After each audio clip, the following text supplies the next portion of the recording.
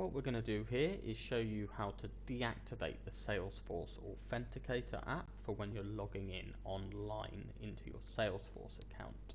So in order to do that, on the home page we'll have to go to Setup. So if we go into the top right and click the gear icon, then Setup will open in the next page. Once that opens, in the quick find search box you will be searching for users, and then double click the one at the bottom. That's the one that we'll need.